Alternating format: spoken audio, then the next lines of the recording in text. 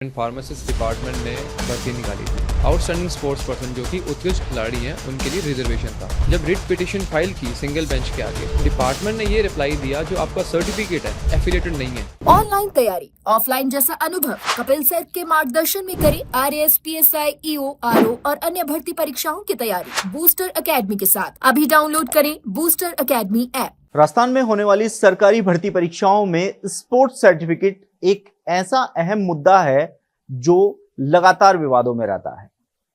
कोई भी भर्ती एजेंसी हो, वो जो नियम और शर्तें लागू करती है, कई बार अभ्यर्थी उनमें क्वालिफाई करते हैं, लेकिन जब नियुक्ति की बात आती है तो इन परीक्षा एजेंसियों के द्वारा उनके सर्टिफिकेट को अवैध मानते हुए उनको नियुक्ति से वंचित कर दिया जाता है। हालांकि ऐसे सैकड़ों अभ्यर्थी हैं जो इस परेशानी से जूझ रहे हैं, क्योंकि नियमों के हिसाब से जो सर्टिफिकेट माना जाता है वो सर्टिफिकेट उनका वैध होता है, लेकिन परीक्षा एजेंसियों की मनमानी उनकी नियुक्ति और उनके भविष्य पर भारी पड़ती है। लेकिन राजस्थान हाई कोर्ट में मुख्य न्यायाधीश की खंडपीठ ने एक ऐसा जजमेंट दिया है जिसके बाद अब इन अभ्यर्थियों को परेशान नहीं होना पड़ेगा। क्या ये मामला है, किस तरीके से राहत दी गई है और किस तरीके से स्पोर्ट्स सर्टिफिकेट में होने वाली गड़बड़ियों पर पूरी तरीके से लगाम लग पाएगी, इन तमाम मुद्दों पर बात करने के लिए मेरे साथ अधिवक्ता पुलकित अरोड़ा मौजूद हैं। पुलकित से जानेंगे। पुलकित जी, बहुत बहुत स्वागत है एजुकेशन नगरी में। आपका बहुत बहुत शुक्रिया, आप अपने मुझे यहाँ पे निमंत्रण किया। पुलकित जी, देखिए, स्पोर्ट्स सर्टिफिकेट को लेकर हमेशा विवाद खड़े होते हैं। एक मुख्य न्यायाधीश की खंडपीठ से एक बड़ा आदेश आया है, पहले मामला जानना चाहेंगे, क्या मामला है? मामला 2023 में डिपार्टमेंट फार्मासिस्ट डिपार्टमेंट ने भर्ती निकाली थी, जिसमें एडवर्टीजमेंट के अंदर 2% आउटस्टैंडिंग स्पोर्ट्स पर्सन जो कि उत्कृष्ट खिलाड़ी हैं उनके लिए रिजर्वेशन था।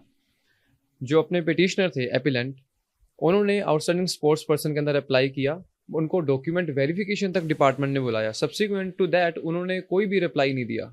जब रिट पिटिशन फाइल की सिंगल बेंच के आगे, तब डिपार्टमेंट ने ये रिप्लाई दिया जो आपका सर्टिफिकेट है वो हमारे जो इंडियन ओलंपिक एसोसिएशन है उससे एफिलिएटेड नहीं है। वो जो सर्टिफिकेट था वो जारी किया हुआ था एथलेटिक फेडरेशन ऑफ इंडिया ने, और डॉक्यूमेंट्स हमने सभी प्रोड्यूस किए थे सिंगल बेंच के आगे, जिसमें से ये क्लियरली शो हो रहा था इंडियन ओलंपिक एसोसिएशन के साथ में वो एफिलिएटेड है इन एथलेटिक फेडरेशन ऑफ इंडिया। उसके बावजूद भी सिंगल बेंच ने उसको नहीं कंसिडर करते हुए हमने उस ऑर्डर को चैलेंज किया डीबी के अंदर। चीफ जस्टिस ने उन सभी डॉक्यूमेंट्स को कंसिडर किया थोरोली, और उसके बाद में ये अपने ऑर्डर के अंदर अपहेल्ड किया कि ये चीज़ें जो इंडियन ओलंपिक एसोसिएशन है that is an affiliated unit with the athletic federation of India.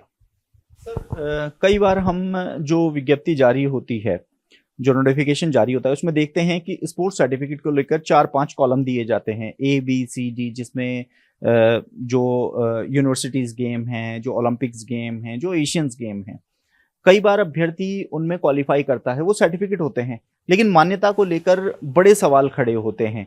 इस जजमेंट को किस रूप में, लैंडमार्क के रूप में देखेंगे कि अब ऐसे सैकड़ों अभ्यर्थी हैं जो आज भी कोर्ट के चक्कर लगा रहे हैं, संघर्ष कर रहे हैं सिर्फ नौकरी के। ये जजमेंट सिर्फ एपिलेंट के लिए नहीं, और भी जितने भी अभ्यर्थी हैं जिनको इस ग्राउंड पे रिजेक्ट किया, ये सिर्फ फार्मासिस्ट का नहीं है। I have check the other list also. ये लैब टेक्नीशियन की जब भर्ती आई थी, उसी भर्ती के अंदर भी बहुत सारे ऐसे अभ्यर्थी थे जिनको इस ग्राउंड पे रिजेक्ट किया था कि जो आपका स्पोर्ट्स सर्टिफिकेट है वो इंडियन ओलंपिक एसोसिएशन से एफिलिएटेड नहीं है।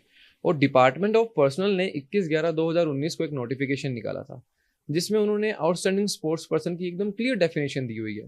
उस डेफिनेशन का उल्लंघन करते हुए, और जो इंडियन ओलंपिक एसोसिएशन है उन्होंने भी 2024 में 25 में काफ़ी नोटिफिकेशंस निकाले थे, जिनमें उन्होंने पूरी एक लिस्ट प्रोवाइड करी थी उनके साथ जो जो स्पोर्ट्स फेडरेशन एफिलिएटेड हैं।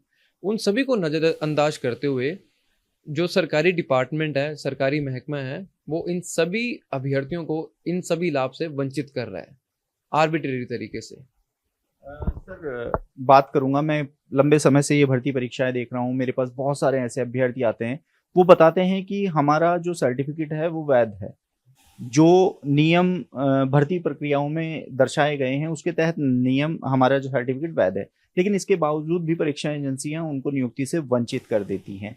इसको आपने देखा होगा, लगभग कितनी भर्तियां होंगी, कितने अभ्यर्थी होंगे जो इससे प्रभावित हैं? सर, एक डिपार्टमेंट की ही लिस्ट है जो भी फरवरी 2025 के अंदर डिपार्टमेंट ने जारी करी थी, जिसमें उन्होंने रीज़न दिया है डिपार्टमेंट ने हमने जो अभ्यर्थी थे उनको किस बेसिस पे रिजेक्ट किया। तो उसमें सर फार्मासिस्ट के अंदर सैकड़ों बच्चे हैं जिनको सिर्फ इसी ग्राउंड पे रिजेक्ट किया है कि जो आपका फेडरेशन है, एथलेटिक फेडरेशन, वो इंडियन ओलंपिक एसोसिएशन से एफिलेटेड यूनिट नहीं है। और इसका कोई भी रीज़न नहीं है, कोई कोजेंट रीज़न नहीं दिया डिपार्टमेंट ने, बस सिंपल एक लाइन लिख के उन सभी उस बेसिस पे सभी अभ्यर्थियों को रिजेक्ट कर दिया। तो अब ये लैंडमार्क जजमेंट किस हिसाब से अभ्यर्थियों के लिए राहत भरा होगा, और इस केस के क्लियर होने के बाद कितने अभ्यर्थी हैं जो अब आपसे लगातार संपर्क कर रहे हैं, क्योंकि ये लैंडमार्क जजमेंट है, वो युवा जो अब उम्मीद खो चुके थे कि नौकरी नहीं लगेगी, अब भविष्य में उनकी उम्मीदें भी जिंदा हो। ये जजमेंट आने के बाद में सबसे पहले तो आपका जो न्यूज़ चैनल है उन्होंने इसको अपनी जो सोशल मीडिया साइट्स हैं वहाँ पे पोस्ट किया। उसके बाद में मेरे पास जोधपुर से भी कुछ अधिवक्ताओं का कॉल आया था इसी से रिलेटेड, उनके पास भी सिमिलर मैटर्स थे। उन्होंने कहा था हमारे भी ये काफ़ी टाइम से लंबित चल रहा है क्योंकि हमें कोई इसका कोजेंट रीज़न और कोई जजमेंट नहीं मिल रहा। उसके अलावा भी कुछ और बच्चे थे अलग अलग स्टेट से अपने राजस्थान के, जिन्होंने मुझे अप्रोच किया और वो ये कह रहे थे सर हमारा भी सेम इशू है बट अभी तक हमें कहीं कोई रास्ता नहीं मिल रहा था। तो इस जजमेंट के अंदर सिर्फ एक नहीं, कम से कम सैकड़ों अभ्यर्थी हैं जिनका ये रास्ता ओपन करेगा। और इम्पॉर्टेंट इस जजमेंट में ये है कि कोर्ट ने इसमें डिपार्टमेंट को डायरेक्शन दिया है, अगर आपके पास में अभी तक सीट कोई अवेलेबल नहीं है तो आपको सुपर न्यूमेरी सीट्स मीन्स आपको अलग से एक सीट इसके अंदर बनानी पड़ेगी। That's very important in this judgment. बिल्कुल सर, देखिए ये जो मामला था ये काफी गंभीर है। देखिए आपको बता दें कि स्पोर्ट्स सर्टिफिकेट को लेकर हर दिन हर भर्ती में कोई ऐसा न ऐसा मामला आ जाता है जिसमें विभाग ये कहता है कि आपका जो सर्टिफिकेट है वो मानकों पर आधारित नहीं है। ऐसे में अब राजस्थान हाईकोर्ट से ये जो जजमेंट आया है ये न सिर्फ आने वाले भविष्य की भर्तियों के अभ्यर्थियों को राहत देगा, साथ ही पीछे जितनी भी भर्तियां हुई हैं जिसमें ऐसे मामलों में अभ्यर्थियों को नियुक्ति से वंचित किया गया है उनके भी कहीं ना कहीं रास्ते खोलते हुए नजर आ रहा है। ऐसे में अब देखना होगा कि स्पोर्ट्स सर्टिफिकेट को लेकर जो हमेशा घमासान खड़ा होता था, उनकी वैधता को लेकर घमासान खड़ा होता है, तो ये लैंडमार्क जो जजमेंट आया है वो अब किस तरीके से आने वाले समय में अभ्यर्थियों को राहत देने वाला होगा, ये भी देखने वाली बात होगी। आप देखते रहिए एजुकेशन नगरी, मैं हूं ललित वर्मा।